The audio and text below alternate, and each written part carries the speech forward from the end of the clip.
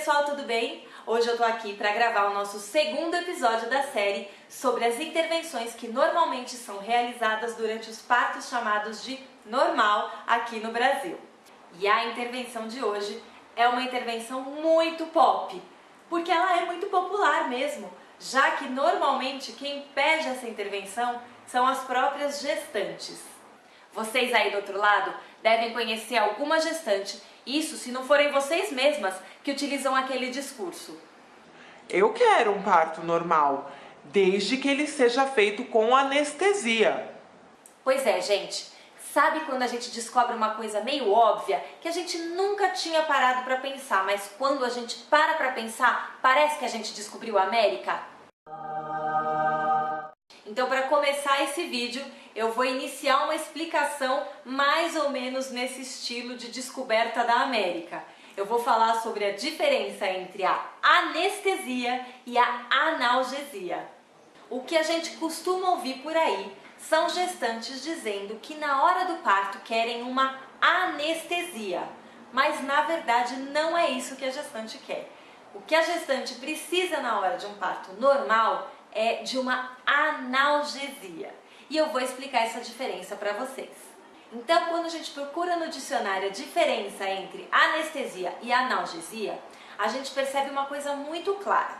Vamos pensar no verbo anestesiar. A anestesia retira os movimentos, retira as sensações da mulher. Então, quando a gente vai fazer uma cirurgia de grande porte, por exemplo, uma cesárea ou uma cirurgia de coração, pedra nos rins, a gente realmente não quer sentir nenhuma dor e não quer sentir o processo da cirurgia. Então, normalmente se faz uma anestesia, para que a gente não sinta aquele procedimento acontecendo, né? Às vezes a gente faz uma anestesia geral, às vezes uma anestesia local. Às vezes a pessoa fica inconsciente, às vezes não. Mas a intenção é que a pessoa de fato não sinta mais aquela parte do corpo onde o procedimento vai ser realizado. Então, se a gente está falando de parto normal, a gente não pode pensar em anestesiar essa mulher, porque realmente a anestesia implica na perda do movimento, na perda da sensação. E aí isso pode realmente comprometer o nascimento do bebê. Por quê? Simplesmente porque se a mulher parar de sentir o corpo na hora do parto, ela não vai conseguir ajudar o neném a nascer. Vocês já tinham parado para pensar nisso? Parece meio óbvio, né? Mas eu já comecei o vídeo falando que a gente já tem a impressão que descobriu a América. E é mais ou menos isso mesmo. E aí entra em pauta a analgesia. Ou seja, o que isso quer dizer? A analgesia tira a dor da mulher, mas não limita os movimentos. Quando a gente está com uma dor de cabeça, normalmente a gente toma um analgésico, né? Ou seja, a gente fica sem aquela dor de cabeça, mas a nossa cabeça continua trabalhando. Não é brincadeira, mas é mais ou menos isso, na verdade, né? Quando a gente está falando de parto normal, a gente quer diminuir a dor, mas a gente não quer perder o movimento, porque se a gente perde o movimento, realmente a gente não consegue ajudar o bebê a sair.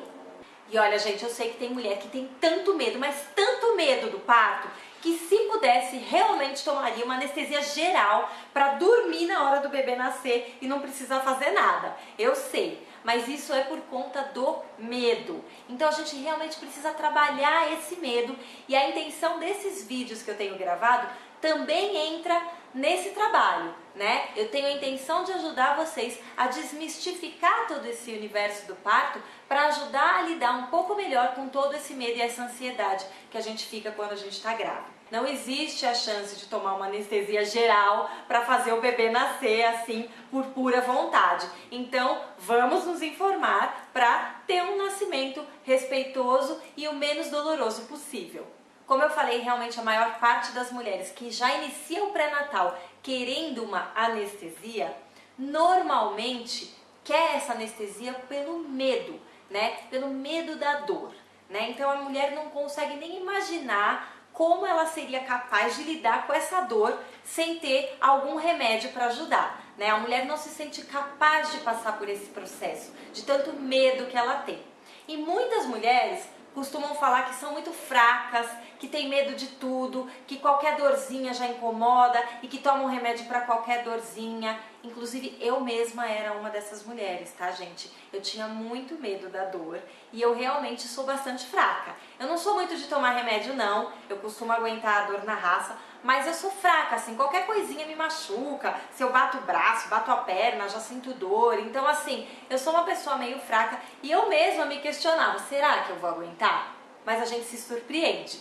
A gente se surpreende com a gente mesmo.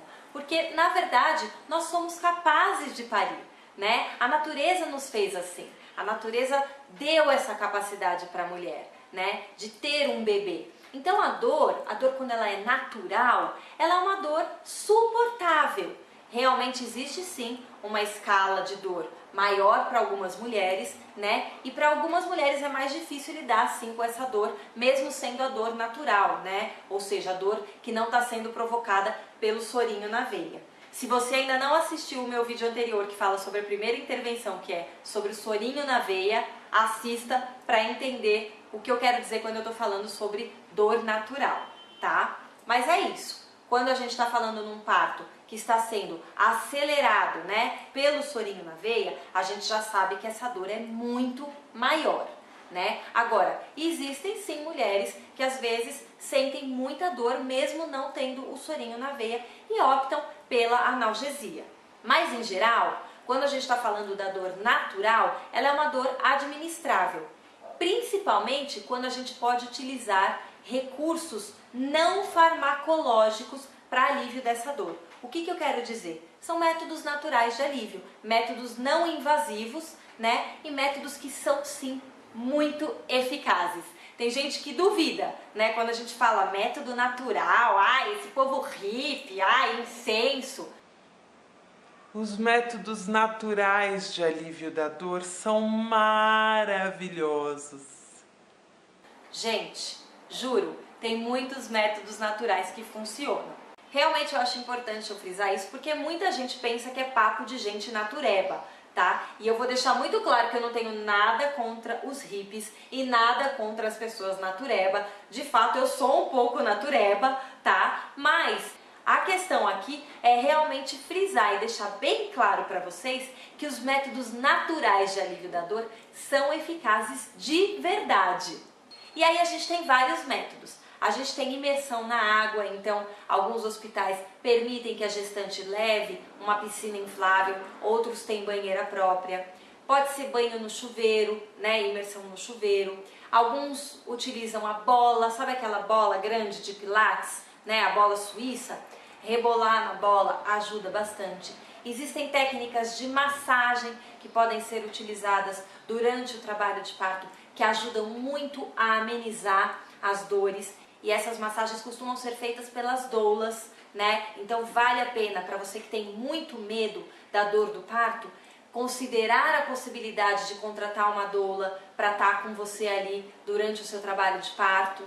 E existem outros métodos que também são não invasivos, mas não são naturais de alívio da dor, que seriam, por exemplo, o gás analgésico e a eletroestimulação, né? Esses dois métodos não são muito comuns aqui no Brasil, mas quem já assistiu filme ou vídeo de parto fora do Brasil já deve ter visto as mulheres com um gás ali para ajudar na administração da dor, então é esse gás analgésico, né? E tem também uns choquinhos que são dados, né, nas costas da gestante que ajudam a administrar as dores. Todos esses métodos de alívio, né, que a gente chama de métodos não invasivos, eles são muito poderosos. Não é conversa, tá, gente? Não é conversa. Eles funcionam. Bom, aí a gente tem alguns casos que mesmo utilizando os métodos naturais de alívio da dor, a gestante continua sentindo muita dor. E aí ela pede realmente uma analgesia. E aqui eu vou abrir um parênteses bem grande para já deixar muito claro dois pontos extremamente importantes nessa situação. Primeiro, ninguém é menos mãe porque quis utilizar a analgesia durante o parto, tá, gente? Isso não existe, tá? Por favor, vamos parar com isso, vamos parar com essa briga. Não tem nada disso e ninguém é menos mãe porque quis analgesia durante o parto. E o segundo ponto que eu acho muito importante eu ressaltar. O parto não deixa de ser humanizado só porque teve uma analgesia. tá? Então entra de novo naquela história de confusão entre parto natural e parto humanizado, tá? Parto natural é uma coisa, o parto natural pode ser humanizado, mas o parto humanizado não precisa ser natural. Ou seja, eu posso utilizar uma analgesia e o meu parto vai continuar sendo humanizado, tá? Então não vamos confundir as coisas. Ok, voltando. Então, a gente está pensando aqui num caso de uma gestante que já utilizou todos os métodos naturais de alívio da dor e continua sentindo dor, portanto ela pede uma analgesia, certo? Nesses casos, a gente tem que ressaltar bastante a importância do anestesista que vai fazer essa analgesia. Por quê? Aqui no Brasil, normalmente, a analgesia é feita com o mesmo princípio farmacológico que é feita a anestesia. O que isso quer dizer? Quer dizer que a analgesia é feita com o mesmo medicamento que eles utilizam para fazer a anestesia, só que eles usam numa menor quantidade. Então, se eu ponho um pouquinho daquele medicamento, a gestante sente menos dor. Agora, se eu coloco bastante daquele medicamento, a gestante perde os movimentos. Que medicamento é esse? Bom, aqui no Brasil, os anestesistas costumam utilizar a RAQ, que seria a anestesia raquidiana, para analgesiar ou anestesiar a gestante durante o trabalho de parto. Existem alguns anestesistas que trabalham com a epidural, mas é mais raro. Normalmente eles utilizam a RAQ. Ai, que bom! Então quer dizer que eu posso ficar super aliviada e saber que eu posso ter um parto extremamente tranquilo com uma analgesia. Pera aí que não é bem assim. Então vamos lá, né, gente? Tudo na vida tem prós e contras, tudo na vida tem consequências. Então a intenção desse canal é justamente trazer informações para vocês e é por isso que eu decidi gravar essa série sobre as intervenções e eu acho muito importante eu explicar para vocês quais são as possíveis consequências da utilização de uma analgesia ou uma anestesia durante o trabalho de parto e o parto. Para começo de conversa, como eu falei, então, depende muito do anestesista, né? Às vezes ele vai colocar ali o medicamento na mulher, de repente esse medicamento pode acabar indo numa quantidade um pouquinho maior do que deveria e aí acaba virando uma anestesia ao invés de uma analgesia. E com isso a mulher perde a sensibilidade e fica com os movimentos limitados daqui para baixo, né? Da região do peito para baixo. E isso implica mais dificuldade para esse bebê nascer. Então, uma das consequências mais comuns quando a gente fala em analgesia ou anestesia durante o trabalho de parto normal é a necessidade da utilização do fórceps de alívio. Então, quando a mãe está com os movimentos limitados daqui para baixo, não consegue sentir e não consegue contribuir para esse bebê nascer, fazendo força, né, empurrando esse bebê, muitas vezes eles precisam utilizar o fórceps mesmo para conseguir puxar o bebê, já que a mulher não está conseguindo fazer força para ajudar no nascimento. Outra consequência bastante comum quando a gente fala sobre anestesia ou analgesia do parto é o prolongamento do trabalho de parto. Então o que acontece é que quando o medicamento analgésico ou anestésico é colocado no corpo dessa gestante, existe uma diminuição na produção de ocitocina natural. E por isso muitas vezes é necessário colocar o sorinho na veia, né? E aí, lógico, a mulher está ali analgesiada ou anestesiada, ela não vai sentir tanto a dor dessas contrações, né? Que a gente já sabe que a dor fica aumentada. Mas existem as consequências do sorinho de rotina que estão lá no outro vídeo, né? E isso se soma às consequências da analgesia ou da anestesia. Então já são duas intervenções combinadas, potencializando a chance de consequências para esse parto. Outra consequência que pode acontecer é um pouco desagradável. Algumas mães desenvolvem uma reação, né? Então elas sentem muita coceira pelo corpo depois da analgesia ou da anestesia e outras sentem muita tremedeira, né? Vocês já devem ter ouvido alguém relatando isso, alguém que tomou uma anestesia. Então isso tudo pode afetar o seu relacionamento, né, com o seu bebezinho ali nas primeiras horas de vida. Outra coisa, como o uso da analgesia diminui a produção da ocitocina natural, isso pode gerar algumas consequências para o início ali do processo de aleitamento do bebê. Justamente porque a gente sabe que a ocitocina liberada durante o trabalho de parto tem relação também com a produção do leite materno, né? Quer dizer, o corpo, durante o trabalho de parto, ele vai entendendo que ele precisa produzir leite para aquele bebê. Mas como a utilização da analgesia interfere na produção da ocitocina natural, a gente pode ter consequências ali e ter mais dificuldade na iniciação do processo de aleitamento. As mulheres que utilizam a anestesia ou a analgesia durante o trabalho de parto também têm mais chance de ter febre durante o trabalho de parto e mais chance de apresentar dificuldades respiratórias durante o trabalho de parto e o parto como uma reação ao medicamento. Bom, e aí a gente entra num segundo momento dessa questão das consequências da utilização da anestesia e da analgesia, que seriam as consequências para o bebê. Pois é, senhoras e senhores, o bebê também pode sofrer consequências por conta do uso da anestesia ou da analgesia. Então, uma das consequências que pode acontecer quando a gente se depara com um quadro de febre, por exemplo, da mãe, né, é o bebê nascer molinho, né? Então, a elevação da temperatura da mãe interfere no bebê e o bebê nasce molinho. Vocês já devem ter ouvido isso. Outra alteração que pode acontecer seria a queda dos batimentos cardíacos do bebê. Quando a gente fala em qualquer medicamento sendo administrado nessa mãe, né, na veia dessa mãe, que vai cair na corrente sanguínea dessa mãe, a gente sabe que esse medicamento também vai ser passado para o bebê. Então, se a mãe desenvolve alguma reação quando essa analgesia é aplicada, e isso causa alguma reação dentro do corpo dela, isso pode realmente afetar os batimentos cardíacos do bebê, que podem cair. Então, quando a gente fala de um bebezinho que pode ter tantas consequências em relação à aplicação de uma analgesia ou uma anestesia, a gente já sabe que a gente pode ter um bebezinho que vai nascer mais molinho, né? E que pode ter mais dificuldade no início do processo de aleitamento.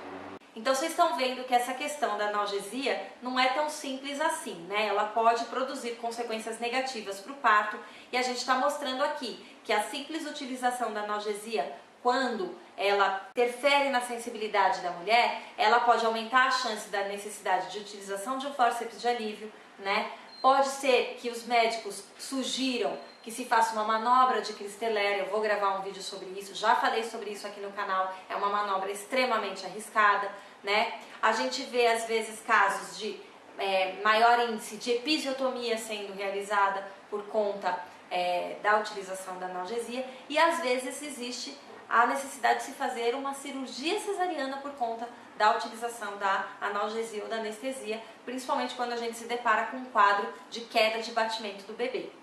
Ai meu Deus, agora eu me apavorei tudo de novo. Então quer dizer que é melhor eu não tomar analgesia, né? Mas e se eu tiver com muita dor? Então, gente, calma, calma, não é bem assim. Existem casos em que a analgesia pode beneficiar o andamento do parto. E aí, quais seriam então as indicações para se utilizar uma analgesia durante o trabalho de parto? Como eu falei, a gente às vezes vê quadros de mulheres que tentaram todos os métodos de alívio natural e mesmo assim continuam sentindo bastante dor. Então, nessa situação, a utilização da analgesia pode sim ajudar, porque muitas vezes a gente se depara com quadros de parada de progressão por conta da dor. O que isso quer dizer? Que a mulher está com tanta dor, que ela acaba bloqueando a produção da ocitocina. Por quê? Eu já expliquei também, né? A adrenalina dela está tão alta que a ocitocina deixa de ser produzida, né? Quando a gente tem mais ocitocina, menos adrenalina. Mais adrenalina, menos ocitocina. Então ela está com tanta dor, tanta adrenalina ali naquela situação, que ela acaba travando, parando aquele trabalho de parto, por conta da adrenalina, por conta da dor. E aí, um pouquinho de analgesia, às vezes, faz essa adrenalina baixar e o trabalho de parto volta a acontecer com eficácia. A dor acontece, a gente já sabe disso, e uma das minhas intenções aqui no canal é justamente trabalhar essa questão da dor, desmistificar um pouco a dor do parto para vocês. Mas eu acho super interessante eu falar para vocês que essa relação da dor ela é muito pessoal, né? E que todo esse medo que a gente tem da dor do parto ele é uma coisa muito nova. Quando a gente conversa normalmente com as nossas avós ou pessoas mais antigas, mais velhas, sobre os partos delas, a gente vê que elas não falam muito dessa história do medo da dor. Mas quando a gente conversa com as nossas mães, por exemplo, né, que seriam as avós dos bebês de agora, a gente vê que a relação delas com o medo da dor já é bastante presente. Isso coincide com a época da medicalização do parto, quando os partos passaram a ser feitos nos hospitais e as intervenções começaram a acontecer. Por quê? Justamente por conta disso. Quando se começou a utilizar as intervenções no parto, esse parto se transformou num parto mais doloroso. E aí é natural que as mulheres começaram a desenvolver um medo maior da dor. Então, quando a gente fala nas nossas mães passando por partos dolorosos nos hospitais, a gente vê que realmente elas morrem de medo, né? Aliás, tem muita mãe, quando a gente fala que quer parto normal, elas acham que a gente tá louca, né? Falam, gente, mas por que faz uma cesárea tão prático, né? Justamente por isso, porque coincide ali o tempo, né? As nossas mães passaram por essas intervenções e agora a gente tá num momento da história, da evolução da medicina, onde a gente está buscando o equilíbrio, né? Então a gente vai utilizar as intervenções quando elas são necessárias, quando elas vão beneficiar aquele parto, né? Mas elas não vão ser utilizadas rotineiramente como acontecia na época das nossas mães. E é isso, gente. A minha intenção aqui não é deixar vocês com medo da analgesia ou da anestesia, tá? A minha intenção é simplesmente esclarecer as possíveis consequências quando a gente decide tomar uma analgesia ou uma anestesia, para que vocês possam escolher com consciência. Então, para finalizar esse vídeo, se você é uma dessas gestantes que morre de medo das dores do parto, eu sugiro que você já se inscreva aqui no canal para acompanhar os próximos vídeos que eu vou gravar, porque eu pretendo realmente ajudar a diminuir esses medos das dores do parto. E se você gostou desse vídeo, por favor, compartilhe com as amigas que estão grávidas, com parentes, e peça para que elas também se inscrevam aqui no canal para acompanhar os próximos vídeos que eu vou gravar. Até mais! Tchau, tchau!